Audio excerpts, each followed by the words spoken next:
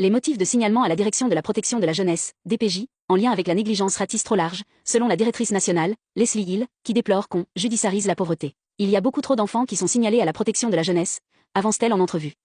La DPJ doit revenir, à la base, et se concentrer sur les cas où une protection urgente est nécessaire, abus sexuels, violences corporelles et négligence envers de très jeunes enfants. Or, la grande majorité des signalements faits à la DPJ sont moins critiques et entrent dans la catégorie plus vaste de la négligence.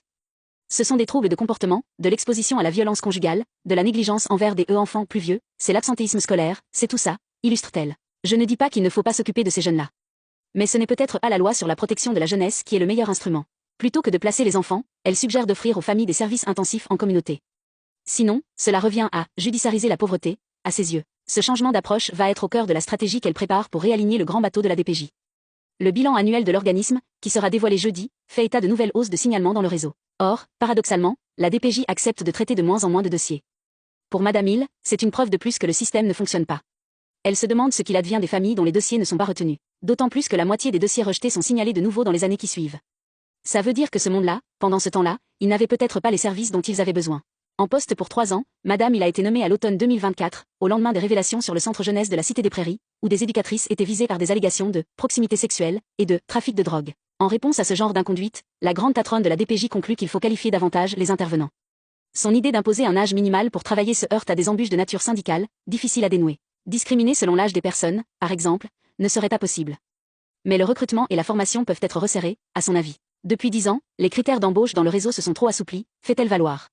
Quand on parle d'embaucher des gens qui vont être autour d'enfants vulnérables, il faut augmenter nos exigences à l'embauche et vraiment s'assurer de pratiques extrêmement rigoureuses. En attendant, le ministère a imposé un nouveau parcours d'orientation pour les recrues. Est-ce vraiment possible pour le réseau de faire la fine bouche dans un contexte de pénurie? Oui, dit-elle, il y a des professions pour lesquelles ça commence à se stabiliser un peu. Ce n'est pas Madame Hill, par ailleurs qui est responsable du personnel, mais bien Santé Québec et les DPJ régionales, souligne-t-elle en rappelant qu'elle peut toutefois donner des directives et jouer un rôle de surveillance. De Santé Québec, elle dit que la collaboration est bonne. Mais elle reste aux aguets sur le peu d'importance accordée aux jeunes. Autour des comités de direction, je suis sûre, qui parlent d'hôpitaux, puis de CHSLD 95% du temps, puis 2% pour la santé mentale, 1% parle pour la dépendance, puis 1% pour les jeunes. Ce n'est pas la première fois qu'elle en parle. Avant d'être nommée à la tête de la DPJ, elle avait dénoncé la place modeste donnée aux services sociaux dans la création de Santé Québec. Ce n'est pas vrai qu'on va aller dans une autre réforme sans corriger les problèmes structurels qui sont causés par la dernière, dit-elle en allusion à la réforme Barrette de 2015. Une bataille reste d'ailleurs à livrer pour rénover les centres jeunesse, ou centres de réadaptation. Si on n'arrive pas à faire l'hôpital Maisonneuve-Rosemont, puis les hôpitaux dans les régions, imaginez les centres jeunesse. Mais, en même temps, Madame Hill n'est pas une grande fan des centres de réadaptation, dont elle remet même en cause l'existence. On n'en veut plus, d'enfants de 12 ans et moins dans une institution. Et les plus vieux? Le Québec est le seul à avoir des centres de réadaptation.